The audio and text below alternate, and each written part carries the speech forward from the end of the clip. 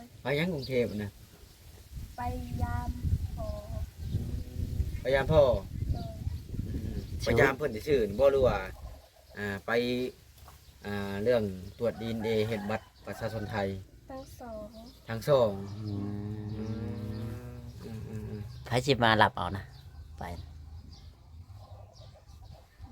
บางที่กับพระอาจารย์ อ๋อ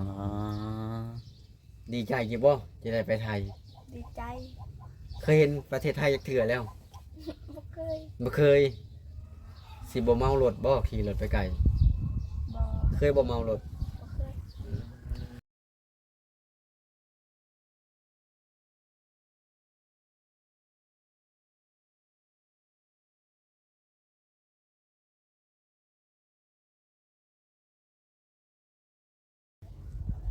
สวัสดีและสบายดีพ่อแม่พี่น้อง FC เนาะบ่ว่า FC บางลาวบางไทยแล้วก็ต่างประเทศพี่น้องเนาะก็ยินดีต้อนรับเข้าสู่ช่องบ่าวจ้อยชาแนลอีกแล้วพี่น้องเอ้ยเส้นเก่าเส้นเคยวันนี้ก็มาหาน้องประจีนหรือว่าทางช่องพ่อน้องปามชาแนลก็ได้พี่น้องเนาะพ่อน้องปามบ้านเฮานั่นแหละก็เข้ามาหาทางน้องเพิ่นก็โดนๆเข้ามาพี่น้องวันนี้ก็อยู่ที่เรือนที่ชานเพิ่นคือเก่านั่นแหละพี่น้องเนาะบ่เอาหลายใจห่างภาค FC เป็นกำลังใจให้เด้อพี่น้องเนาะมาถ่ายน้องเพิ่นยามใดก็ยังบ่ได้ยังคืบหน้าเนาะพี่น้องเนาะเพราะว่าทางน้องเพิ่นเป็นจังได้บุญบ่มีคือเพิ่นบ่หรือว่าจังใดเฮือนก็ยังหลังน้อยๆก็เป็นตาอีต้นสงสารอยู่พี่น้องเนาะบ่เอาหลายใจห่างไปพบพ่อกับน้องเพิ่นเลยพี่น้องเนาะ ครึ่งไทยลาวแล้วก็ทางแม่วันเพิ่นอีกคือเก่าสบายดีน้องปะจินสบายดีแม่วันจะสบายดีหรือบ่ว่าจอยกินเนาะแต่ก่อนก็เป็นคนน้อยๆเนาะบัดนี้ก็ใหญ่เป็นสาวแล้วอายุจักปีแล้วปัจจุบันนี่14 สี่ 14ปีแล้วเรียนอยู่มัธยม ต้น ต้นชั้นม .4 ปีนี้ก็จบเลยเนาะ โดย คันจบแล้วจะไปเรียนต่ออยู่บ่ ไป หรือว่าจะไปกรุงเทพไปเรียนต่อ ไปเฮียน ไปเรียนอยู่กรุงเทพ เรียนจบแล้วจะเป็นหยังครูหรือเป็นครูมีอยู่บ่ความฝันว่าจะเป็นหยังเรียนจบมาน่ะบ่มี มีเลย โอ้ย บ่มีใช่ไหมมีหรือบ่มี โอ้ย บ่มี แม่ได้ฉัน โอ้ อยากให้ลูกพันธุ์เป็นหยัง ลูกไปนะ อืม คันกันแน่ๆเนาะ อยาก ให้ ให้เป็ เป็น น หยัง เจ้าเป็นนายพุ่นแหละ อืม เป็นทหารตำรวจบ่ได้นะมันเป็นได้มันนั่นมันบ่มีเงินให้เขาล่ะ เป็นนายตัวเองเนาะ เป็นนายตัวเอง อ๋อ เป็นคนรับจ้างรับนายเกี่ยวข้าวก็พอแล้วชีวิต ต้องได้แล้วแหละเกี่ยวเขา สิเอาอิหยังมากมายเนาะบ่จอย แม่แล้ว อืม เป็นคู่คู่มือนี่เขาก็บ่เอาละคู่ก็ เมาแล้ว อืม รู้จักไหนเขาเขาเนาะ คือปัจจุบันนี่พักเฮียนบ่ โดย จักมื้อแล้วพักเฮียนนะพักแต่วันที่ใด ผักแต่วันพฤหัส วันพฤหัส วันที่ มื้อนี้วันศุกร์อาทิตย์กว่าแล้วก็8มื้อแล้วก็8มื้อโอ้รถเราขักเลยห่างกันแท้8มื้อเนาะขนาดบ่เห็นบ่เข้าโรงเรียนเลยนี่ อืม เรียนจบป .1 ได้ไปนี่ก็ยังอ่านเป็นอยู่ พอที่เรียนจบม .4 ม .5 คือน้องปาจีนเนี่ยเฮ้ยเก่ง น้องบ่จ่อย แม่แล้วน้องไปจีนเชื่ออยู่ปะ บ่ บ่เชื่อจบมได้ใช่ เจ้าคิดว่าบ่แอนจบมอได้อะในสายตาเจ้าม ได้แม่นใช่บ่ บ่ฮู้ ก่อนจบมาเจอนี่เป็นนายแล้วน้องบ่จ่อยเนาะเออ นายตัวเองนี่ นายกับผักจะน้ำไปแล้วเนาะพี่น้องเนาะก็ซึ่งมาหาน้องมื้อนี้กันนี่แหละจะมาอัปเดตเรื่องราวของน้องเพิ่น แม่นบ่ได้ ก็ เข้ามา คือ โดน ว่าได้ยินข่าวว่ามีผู้ใหญ่ใจดีทางฝั่งไทยซอยเรือบ่ โดย ซอยหยัง เรื นี่ อสิให้ไปเฮ็ดหยังกันน่ะ ให้ไปเฮ็ดบัตร อืม ให้เจ้าไปเฮ็ดบัตร โดย ก็ กับแม่วัน โดย เฮ็ดบ้านแล้วสิไปใช้บ้านนี่ ไปทางไหนอ้าว กรุงเทพบ่ โดย ไปยังกรุงเทพนะ ไปยามพอ พยายามพ่อ โดย พยายามเพิ่นซื่อๆนี่บ่รู้ว่าไปเรื่องตรวจ DNA เฮ็ดบัตรประชาชนไทย ทั้งสอง ทั้งสอง อืม อืม ไผสิมารับเอานะไป บางที่กับพระอาจารย์ อ๋อ ดีใจจิบ่จะได้ไปไทย ดีใจ เคยเห็นประเทศไทยจักเทื่อแล้ว บ่เคย บ่เคยสิบ่เมารถบ่ขี่รถไปไกล บ่ เคยบ่เมารถ บ่เคย ดีใจจิบ่สิได้ไปหาพ่อ อืม ดีใจ จักเปอร์เซ็นต์เลย ร้อย 100เออ เอารู้สึกตื่นเต้นอยู่บ่ ตื่นเต้น ถ้าสมมุติว่าไปทางพ่อทางนั้นบ่ให้กลับมาพี่ได้เฮ็ดจังไดเพิ่นสิเอาอยู่นำ อ้าว เฮ็ดจังได เจ้าสิเห็นได้ตัดสินใจ ลองเว้าลองเบิ่งดูบัดนี้ บ่อยู่ บ่อยู่ให้บ่สมมุติว่าเพิ่นจับไว้สิให้บ่ หาย ให้ เออ สมมุติว่าไปเห็นพ่อทางนั้นแล้วสิเห็นได้บัดนี้เห็นเราเนี่ยอ้าว เฮ็ดแล้วแรกๆเฮ็ดจัง เอ ได อสิเห็นจังไดเห็นเราตอนแรกๆนี่อ้าว สิถามหยังคำ เอ แร อก กะ คำแรกที่เจ้าคิดไว้ สบายดีอยู่บ่ สบายดีอยู่บ่คำเดียวนี่ ย่อหยังจักอย่างลองเว้าความรู้สึกให้อ่านฟังมึงดู ความรู้สึกของเจ้าอ่ะนะ เป็นหน้าพี่ให้ FC เบิ่งนี่เอ้าความรู้สึกจังไดสมมุติว่าเห็นพ่อผู้บางเก่าเกิดของแท้ หาย ๆให้อืม ให้เลย แม่ชิบ่ให้น้ำบ่ซะ แม่จะไหวแล้วบ่ ก็จะเห็นเพิ่นบ่ อยากเห็น อืม บ่เคยเห็น บ่เห็นมีแต่ตัวว่าเห็นในรูปตอนนั้นแหละก็แล้วเลย โดย ทั้งแม่วัดเด้หลังจากที่สิพาลูกไปหาพ่อเพิ่นก็ดีใจอยู่บ่ แต่ดีใจอยู่ อืม พาลูกไปหาพ่อเขา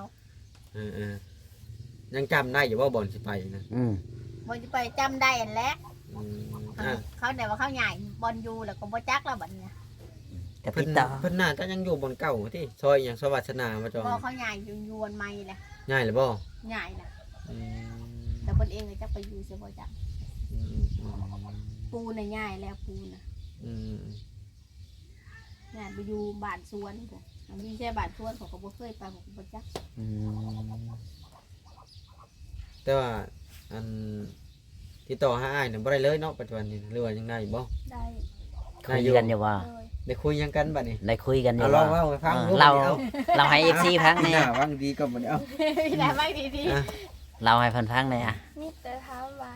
เฮ็ดยังอยู่ที่เขากับยัง อืมเรายังอีกบัดนี้ แล้วก็ว่าเบิ่งเงินตัวเองดีๆเด้อ บ่ได้โทรคุยบ่คือบ่โทรคุยคือบ่ให้แม่วันคุยกับเพิ่นเพิ่นบ่คุยบ่อืม คุยจะได้มีเพิ่นมีแต่แซดมาก อืม อย่ามาเธอคุยว่าคันว่าเฮาสิไปหาอย่างชั้นอย่างซี่ที่อย่างชั้นอย่างซี่ก็บ่ได้คุยกันติ บ่ได้เว้า ได้บอกข่าวดีแล้วละไม้ เออ บ่บอกเพิ่นว่าให้ทางน้องสิเดินทางไปหาเจ้าเด้อ บ่ได้บอกเพิ่น สิไปแบบเซอร์ไพรส์บ่ เลย อืมสิไปแบบเซอร์ไพรส์บ่ให้อ้ายไปนำบ่ ก็อยากให้ไปหา อยากให้ไป โอ้ยรถผ่าอาจารย์ไปบ่ได้ มันแคบบ่ได้หักแตกเลย โอ้ยฮอดกรุงเทพเนาะบ่จอย แม่น มันบ่คือรถนั่งสะดวกเด้เพราะว่าเฮานั่งในแคบน่ะโอ้มันบ่อยากพัฒนาปานใด บ่ไหว บ่ไหวขนาดไปประมาณฮอดระหว่างอันโคราชเดี๋ยวมันยังไกลเลยเนาะเครื่องกรุงเทพเลย ครึ่งแล้ว ยังเกือบเป็นลมแล้ว มันบ่ได้คือเฮานั่งเหยียดแข้งดีๆเด้มีแต่ว่าโอ้ก็ดีใจนำถ้าว่าน้องเพิ่นได้ไป แต่ว่าทางน้องเพิ่นก็อยากให้บ่แอนเดินทางไปอยู่ ถ้าว่าเดินทางมันก็ว่าเรื่องค่าใช้จ่ายเนาะบ่จ่อยเนาะ แม่นมันต้องค่าใช้จ่ายโน่นจ่ายนี่ซื้อหัดซื้อนี่กับมันหลาย ซื้อ ก็ได้ นี่แหละมันก็มีหลายสิ่งหลายอย่าง อืม บางทีได้เดินทางไปกับน้องเพิ่นก็ดีคือกัน อืม สิได้ไปอัปเดตตอนน้องพ่อ สิเป็นจังไดเนาะ เพิ่นสิให้อีหลีบ่ อ่า หรือว่าสิตัวกันให้อีหลีก็อย่าลืมถ่ายคลิปมาให้เบิ่งเด้ออย่าลืมมาถ่ายคลิปมาให้เบิ่งเด้อ ส่งมาให้น้ำขอ เจ้าก็โทรวิดีโอมาทางให้ก็จะบันทึกหน้าจอเป็นพ่อแล้วก็โทรมาแล้วได้บ่แม่นว่าให้แล้วจึงโทรมาได้เอาตอนสากเห็นทวิตโหลด อืม ทั้งแม่วันสิแล่นกอดแล้วบ่แม่วันก็จะให้บ่เห็นลูกชายน่ะ จ้ะ นะ ถามความรู้สึกเล่น ตามเพราะว่ามันมี2คนเด้จะได้ไปเห็นกัน ก็ดีใจก็หายแล้วเห็นลูกเนาะ หายอีกแล้ว ดีใจให้เห็น เห็นลูกเลยเห็นผัว อดีตผัวบ่หรือว่าดีใจให้เห็นลูก บ่ได้แม่นอดีตพวกดีใจหายเห็นลูกแล้ว คิดว่าเห็นผัวได้ให้ บ่ได้หายนะ เห็นว่าเนาะ คุณแล้ว อืม ก็ดีใจลูกคุณแล้ว อืมดีใจให้เห็นลูกเนาะ โดน แต่ว่ายังบ่ทันเฮ็ดบ่บัดและมื้อใดอันสิเฮ็ดบัด เออ ตกลงแล้ว ได้แล้วว่าเงินเห็นบันนะ ได้แล้ว คือบ่เฮ็ดนะเพันสิมาเมื่อใดจ้ะแต่เพันมาไว้ก็เจ้าของอะไรยังบ่ได้เฮ็ดนี่บ่ได้ไปได้จ้ะล่ะนี่ เฮ็ดมื้อใดบัดนี้วางแผนไว้แล้ว ยัง ยังบ่ทันวางแผนโอ้ไปก็ต้องไปเฮ็ดวันเสาร์อาทิตย์เพิ่นติดเนาะ อืม ยามพักเรียนไปถึงนาทีต้องไปเฮ็ด ไปเห็นไว้แล้วแล้ว เอาย่านเวลาว่างๆไว้นะแต่คือไปนี่ให้เพิ่นเฮ็ดให้บ่หรือว่าผมจะเอาไปเฮ็ดเอง เพิ่นเฮ็ดให้ เพิ่นมีรถใหญ่มาหับบ่ฮะเวลาเอาพวกเจ้าไปสัมภาษณ์นั่นเด้เพิ่นพาขี่รถจักรไปหรือให้ผมจะขี่รถจักรไปเอง จ้าก็เนี่ยไปก็มันมีอีกบอลนึงนะเขาเอารถใหญ่มาหับเอา อืม ก็ในอีกบอลนึงก็ ไปเอง ไปเอง อืมกันไปเองนี่คือเฮ็ดเองเนาะ ไปเองก็คือว่าเฮาเฮ็ดเองมีแต่ว่าเฮา อืม เขียนใบคำห้อง หรือว่าใบยังยืนการเฮ็ดบัตรสปอร์ตนั่นแหละน้องประจีนอยู่บ้านดงยางบ่เมืองไกรสอนเขียนนั่นตะเขียนได้อยู่เอารูปอันมาติดตึบตามกากับรูปยายวันพร้อม ติง มันก็ แม่ บ่ยากดอก ข่อยยังบ่มีเลยนะ บ่เห็นก็เคยไปเฮ็ดเองนะก็ทำไมไปเฮ็ด ข่ ไป อยยัง เฉย ข่อยยังบ่ได้มีพาสปอร์ตเลย ก็คือเฮ็ดแบบธรรมดาบ่เฮ็ดด่วน ธรรมดากับประมาณ30มื้อ เดือนหนึง เดือนหนึ่งสมมติเดือนนี้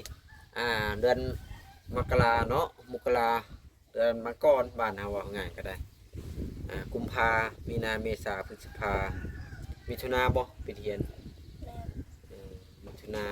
เดือนห้าก็ยังอีก4 เดือน เนาะ น้องจะได้ไปนะ แม่น เอา ก็เฮ็ดบัตร ยั ก็ ง ตัด น ออกเดือนหนึ่งตึ๊บเฮ็ดบัตรเดือนหนึ่งกันเลยตัดลง แต่วางแผนไว้ก็เฮ็ดไว้ก่อนมันก็จังดี อืม เพื่อว่าพิเทียนเฮาก็สิได้ไปเลย หลังจากที่ได้ไปหาพ่อแล้วได้เห็นบัตรประชาชนไทยบ่หรือว่าบ่ได้เฮ็ดก็จังว่าอีกเทื่อนึงเนาะ อืม หรือว่าเฮาไปเยี่ยมพยายามเพิ่นก่อนก็คือการเฮ็ดบัตรประชาชนไทยนี่ก็โอ้เสียเงินอีกแล้วนี่เนาะเพราะว่าน้องบ่มีใบแจ้งเกิดแต่ว่าทั้งแม่วันยังจำได้อยู่แล้วว่าอันบอลที่เพิ่นไปคลอดนะคลอดอยู่โรงพยาบาลเลยเนาะแต่บ่ฮู้ว่าเพิ่นได้ลบชื่อออกอะไรหรือบ่หรือว่าจังไดเนาะพอผ่านมาเนี่ยก็จะ10 กว่าปีแล้ว ถ้าว่าเพิ่นบ่ลบก็ดีคือกันเนาะก็ให้คนคืน มันก็น่าจะบ่หลบดอกเขาว่า เพิ่นเซฟไว้เนาะ อืม ในหัวคอมพิวเตอร์ แต่มันก็ต้องใช้เวลาแน่นอนนะ แม่นมันก็ช้าๆนี่แหละมันก็มีการยื่นเขียนแพมนั้นแพมนี้ให้เพิ่นเลยเนาะเพื่อมันสิค้นหาคือแม่วัดเนี่ยก็อยากให้ลูกได้บัตรประชาชนไทยบ่หรือว่าจังได อยากให้ได้นั่นแหละ สมมติว่าลูกได้ลูกบ่มาเห็นไหมจะเอา ก็บ่ไปแย่ สิอยู่สองเท่านี้ อยู่ช่องเท้า บ่สิบ่คิดฮอดลูกเนี่ยว่าซะ กินฮอด แต่ อย่าหอดก็ให้เนาะ กินเขาก็ให้ ให้ เขาอยากมาเขาก็มา ใหญ่เลยเด้ อืม มันอยากมาก็มาบางทีไปบัดนี้อาจจะได้กลับมา2คน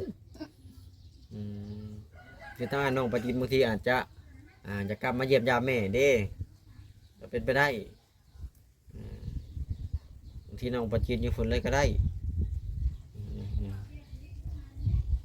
และให้เจ้าเลือกหมดในระหว่างบัตรประชาชนไทยกับเป็นคนลาวจะเลือกตัวได้บัดนี้หึเลือกตัวไหนเป็นคนลาวเอาคือว่าเอาสองสัญชาติรถ ถ้าว่าการใส่ซองอาซาดเนี่ยถ้าว่าน้องอันนี้เว้าในความคิดของเฮาเนาะน้องต้องมาอยู่ฝั่งลาวต้องได้จำบัตรสแตมป์บัตร แม่น ถ้าว่าคนอื่นบ่ฮู้ก็บ่เป็นหยัง อืม เพราะว่าเฮาเอาลงใน YouTube มันก็บ่ได้ดังน้องบ่จ่อยเนาะ แม่น เพราะมันบ่ได้คือโซเชียลทางเฟซนะคือชุมเจ้ามาฮอดด่านต้องเสื่องบัตรประชาชนไทยไว้ อันนี้ FC เพิ่นก็ถ้าฟังอยู่เนาะอันนี้เอาความคิดความเห็นใส่กันกับบ่ติกันนะพี่น้อง แม่น มีแต่ว่าเฮาน่ะเสื่องบัตรประชาชนไทยจะไว้ เอาแต่ประชาชนลาวเอามาเนาะหรือว่าวัดสปอร์ตเจ้า แม่นแล้วไปพุ่นก็จำตัวนี้เขาก็ใช่ตัวนั้น แม่น มันนี่ก็สิง่ายคันว่าได้เนาะ อ่า ถ้ามันเป็นไปได้อย่าว่าเผื่อมันเป็น ว่า ไป เพื่อไว้เนาะพี่น้องเนาะ เผื่อได้ แต่มันก็ผิดกฎหมายอยู่ดอกว่าไอ้เสื่องไว้นี่ก็ได้ มันแน่นอนอยู่แล้ว เออ แล้วมันกับพี่ติด เอ แล้ว อคือเจ้าไปยกตัวอย่างเลยพี่น้องอันนี้แค่การยกตัวอย่างการบรรยายไปล่วงหน้าซื่อๆดอก ความคิดเท่า ความคิดของเฮามันก็ผิดแล้วผิดก็ได้มันก็ผิดแต่ว่า เอ มัน อ ผิดไป มันคิด ซื่อ อยู่แล้วแค่คิดซื่อๆกับพิษนะ มีแต่ว่าเฮาความแบบปุ๊บสมมุติเฮามีบัตรประชาชนลาวนี่บัตรสปอร์ตจำปุ๊บไปฮอดพังมุกดาหารแล้วปุ๊บเสื่องไว้ก็ได้อันบัตรตัวนั้นน่ะบัตรสปอร์ตนะบ่จำเป็นต้องให้ตำรวจเพิ่นเบิ่งก็ได้จะหน่อยเพิ่นมีเพิ่นนี่ก็มีบัตรประชาชนไทยก็มีประชาชนลาวก็มีโอ้เพิ่นว่าคนนี่สรุปแล้วเป็นบัตรคนไทยหรือคนลาวเป็นทางเขาชาติเพิ่นก็อยากให้ตัดสัญชาติหนึงเนาะ อืม ก็ได้กันในสองชาติก็มีแต่ว่าเฮาก็ฉลาดนั่นแหละการไปก็ได้บ่ฮอดก็ปึ๊บตำรวจเพิ่น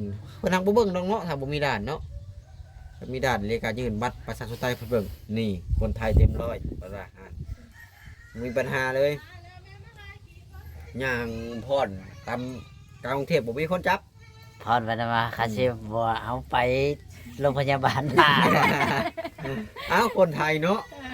เพิ่นมีสิทธิเท่าเทียมกันได้ น้องไปจีนก็สิพรแบบนั้นเลยบ่ ฮะ พรบ่ อันนี้เว้าหยอกเว้าใหญ่กันซื่อๆเด้อพี่น้องเด้อ เนาะเอาอย่าง เจ้าหน่อยเจ้าหน้าที่มันเข้ามาเบิ่งคลิปโอ้บอกอันนี้เว่าไปเทียบแท้พันละตายคักเนาะก็บ่จอย แม่น ก็คือมันอย่างกันนี่แหละมาอัปเดต ว่าเดี๋ยว เพิ่น เรา สิได้ไปแท้บ่เนาะ มาลุ้นนำกันอีกทีหนึงเนาะ มาลุ้นกันมีแต่ว่าวางแผนเฮ็ดบัตรไว้สหภาพอาจารย์เพิ่นพาไปเฮ็ดบ่ ดนได้เนาะก็ต้องเห็นวัดด่วนแบบนั้น ด่วนมันแพงไหนบาทนี่ 2 คนนึงกับป้าไปเท่าไหร่นี่ หน่อย 8,000 เนาะ 16,000 8,000บ่ละ4,000 คนละ4เด้ ธรรมดาเด้ บ่แล้วสมมุติว่าดู โอ้คันด่วนมันก็ว่าผู้เรา 6-7,000 บาทเนาะหมื่นกว่าบาทพุ่นแหละ ค่อยบ่ฮู้ ธ จั ร ก รมดา คืออยู่ฝั่งไทยนะบ่ได้แพงนะเหตุบ้านนี่มีแต่1,000 กว่าบาท30 นาทีได้บ้านเพิ่นบ้านเฮานี่ต้อง 7,000 บาท อาทิตย์หนึงบ่ได้ 7,000 บาทเลยนะ แม่นแล้ว น้องประจินมีหยังจะฝากให้ FC ติดตามบ่ฝากมึงดูน่ะ อืม ฝากมึงดู บอกนะแม่สิไปเมืองไทยนี่สิ ฝาก เว้า เป็น ได้ กำ ไหม ลังใจให้หน่อยเด้อฝากกดติดตามน้องประจินให้หน่อยเด้อฝากเงินมาให้แน่สิบ่มีเงินไปสิเนาะ เว้าได้ไหม ว่ามึงดู ว่าไม่เอาไว้ดิ เว้าในใดสิไป ว่ามัน เมือง เก่งแล้วเพิ่นยังแพงเนาะ สิไปเมืองไทยทันที ให้เพิ่นผาเงินมาให้ในน้อย ค่ารถค่าล่างในอยเด้อสิหากินข้าวอยู่แน่เนาะบางทีผู้ใหญ่เพิ่นพังมึงเด้ เดี๋ยวมาจีจะเว้าในไรบัดนี้ ว่ามึงดู แล้วแต่ความคิดของเจ้าได้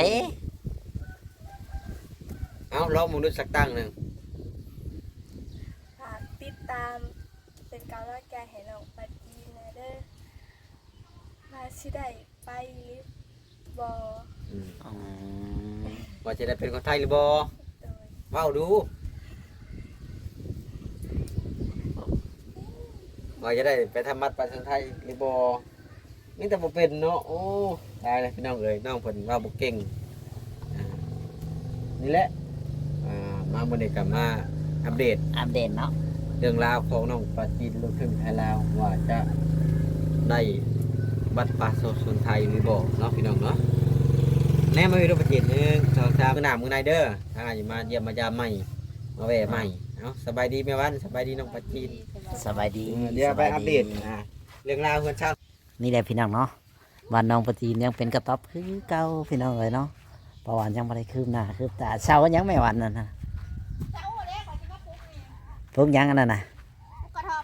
ปลูกกระท่อมกระท่อมทำใจ กระทบทำใจเด้สิปลุกนี่นะ เออปลูกแถวนี้เนาะจุดใกล้อันนี้ แค่นั้นแหละ จากเสาสองสี่ ปลุกเสา หกเสาแล้วก็เอาติดดินเลยบ่หรือว่า เอาติดดิน อืม สิปลุกนี่นะให้มันได้2หอ อืมพอได้อยู่เนาะ โดยพอได้อยู่ พอได้อยู่พี่น้องเลยปลูกไว้ เวลาหนึ่งข้าวหนึ่งหน้าว่าไปหนึ่งอยู่โกนนั่นพู เป็นจุก้นแล้ว บอถ้า เป็นคำหน้าว่าเป็นจุก้นปลูก หนึ่งอยู่โกนเลยแม่วันพันเห็ดจัดหนักจัดเต็มพี่น้องเลยหนึ่งอยู่โกนไหม จุก้นใหม่ มันบ่มีบ่หนึ่งเนาะ โดยบ่มีบนหนึ่งจุก้นใหม่นี่นะ อ๋อมันบ่มีบ่หนึ่งบ่หยังแล้วกันเลยจัดอยู่นี่เลย จัดอยู่นี่เลย ใครแต่ว่าผลบ่ตกเนาะถ้าว่าหน้าผลนี่บ่ได้เด้ หน้าพ้นเองไปบนไม้ ใหญ่อีก ง่ายอีกอันนี้บ่มียามผลหาดังแถวนี่แหละ อืมระวังแต่ยันไฟไหม้นะเบิ่งเอา อืม ยันไฟไหม้เตางิ้วดอกห้วยบ่ได้ว่าแต่เตางิ้วได้ไหม้ผู้ได้อยู่ในหันหมดเลยเด้ เออ